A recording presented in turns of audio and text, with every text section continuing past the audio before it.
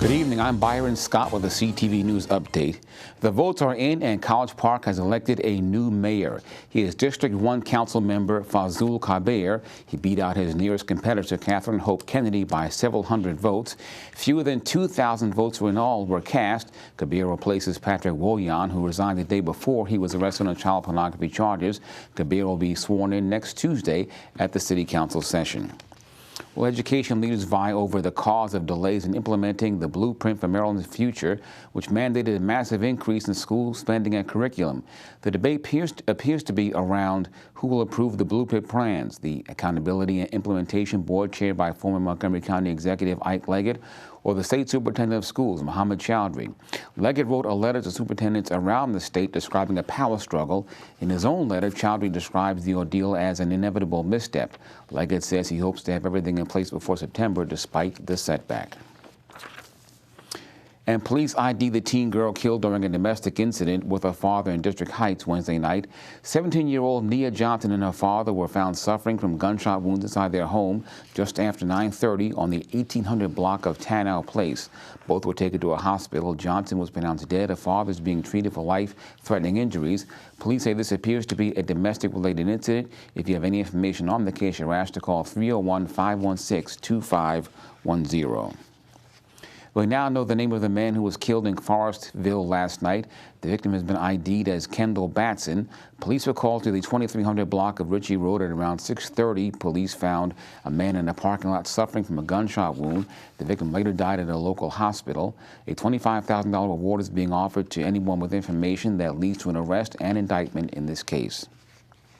Well, lawmakers in Annapolis are ready to draw more film projects to Maryland.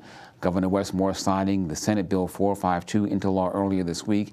It establishes the Maryland Entertainment Council and provides certain tax credits.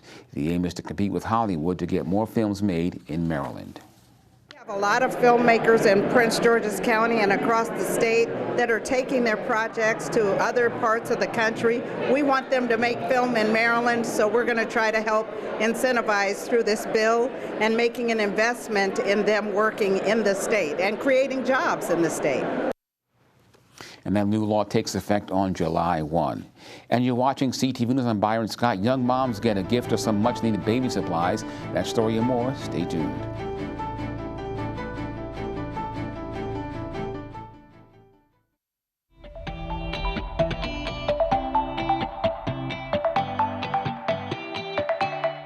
Prince George's Community Television, the home for everything Prince George's, is gearing up to start our summer media training and classes.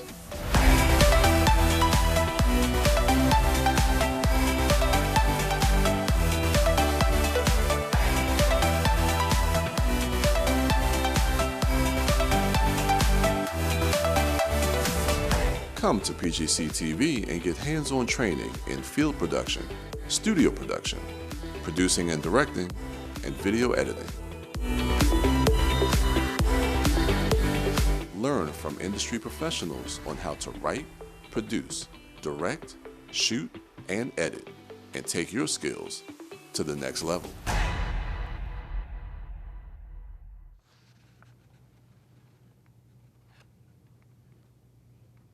Welcome back. A Bowie man is convicted of a 2020 Hydesville homicide. 26-year-old Sammy Warren was found guilty of shooting 56-year-old Philomena Vasquez. The crime happened New Year's Day back in 2020. Warren was outside when he shot several rounds, police say, into the victim's Varnum Street house. Investigators say he had been upset over the condition of a car he bought from the victim's son. Warren will be sentenced in August. He faces up to 65 years behind bars. Well, one man is dead following a crash on Oxon Hill early this morning. It happened on the 6300 block of Oxon Hill Road just before 4 o'clock. Investigators say the collision involved a tractor-trailer and a car. The victim was driving the car. He later died at a hospital. And a residential deck collapses from a two-story home in Clinton yesterday. The home is on the 6000 block of Kirby Road. 4 adults were transported by ambulance with non-life-threatening injuries. The cause of the collapse is under investigation. While a nonprofit is working to get baby supplies in the hands of young mothers in need, the group, She Rises, Inc., hosted a community diaper drive in partnership with Councilmember Waller Brigade this morning in Largo. The donated items include diapers, wipes, nursing pads, and more. They will go to the organization's Mommy Closet. Organizers say every fourth Saturday of each month, young moms in need can get the baby products they need from the pantry. The Mommy Closet is a once-a-month pantry where young moms up to age 25 can come in and get diapers, wipes, formula, all items for baby care items, nursing care kits, all of the things that they need to have a wonderful, safe, and happy motherhood. We're very thankful to some of our other community partners, like Operation Ernie's Plate, who provided groceries today, as well as Jacob's Ladder, who provided diapers and baby care items. For more details, visit the website on your screen. Well, Metro begins a 10-day construction project on the Orange Line today. Crews will be doing constructional work on the platform canopies at Minnesota Avenue and Deanwood stations. The stations will continue to run with single tracking between Stadium Armory and Cheverly. Metro will also run Orange Line Plus service between Vienna and downtown Largo during the morning and evening rush hours only. Trains will run every 24 minutes. And coming up, we'll introduce you to our adorable pets of the week, plus sports. Hey sports fans, and coming up shortly, the Washington Commanders get the ball rolling with signing their most recent draft picks, and newly drafted player Keely Ringo speaks on what he'll bring to his new team. You don't want to miss it. Having macular degeneration is like having walls close in on your life. First, it took away my driver's license. Then it started to come after things I really love, magazines, the Sunday paper. When it came after my cookbooks, I had to do something. The National Library Service for the Blind and Print Disabled offers a free program that brings Braille and audio books, from the classics to the latest bestsellers, to people of all ages who are blind, have low or declining vision, or can't read regular print materials because of another disability. Whisk in 2 cups of flour and a teaspoon of salt. Hon, you need me to pick anything up from the store? I'll let you know when I finish listening to the recipe. Add 2 eggs and stir until thoroughly mixed. If you know someone who has trouble reading regular print materials, make sure they know about this free library service. NLS, that all may read.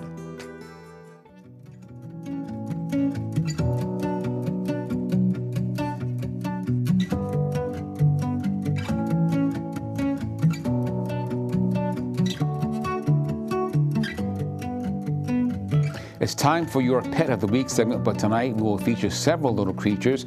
Prince George's Animal Management is looking for families interested in fostering these kittens. They're about 3 weeks old and weigh just a few pounds. Caring for kittens takes a lot of time and effort, and the shelter is seeking people who can nurse them until they're strong enough to be independent. During the summer months, there is a large influx of kittens that come to the facility. For details on how to become a former foster pet parent, please call 301-780-7206 or email fosterpgpets@co.pg.md.us. Okay, everybody, it's time for your Friday sports page. The Washington Commanders are now in the process of signing their most recent draft picks, and they have started with linebacker Andre Jones out of the University of Louisiana. Jones, who was picked in the 7th round by the Commanders, signed a 4-year deal worth $3.94 million.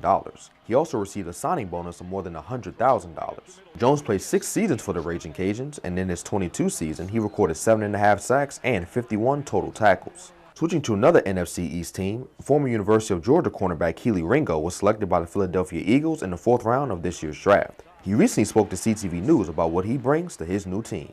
For sure, the type of person that's going to compete in every single thing that I do. I feel like that's one of the main things I pride myself on, is a huge fierce competitor, man. I feel like I can play with anybody. Meantime, both the Orioles and Nationals will take the diamond tonight.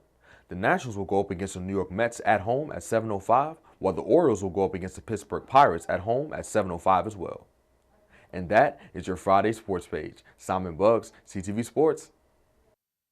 Thank you, Simon. Now, a quick check on our 3-day weather forecast tonight. Chance of showers and thunderstorms with a low around 65 degrees. Tomorrow, showers and possible thunderstorms continue with temps reaching 77. Sunday, mostly sunny with a high of 74, and Sunday night, a chance of rain with lows around 53 degrees. Monday, the rain continues with a high of 68. And now for the community calendar. Parks and Recreation is hosting free tours at the Montpelier House Museum every Sunday through May 28th. For the National Preservation Month, the home once housed nearly 200 slaves and is now restored to share the history of those enslaved by the Snowden family.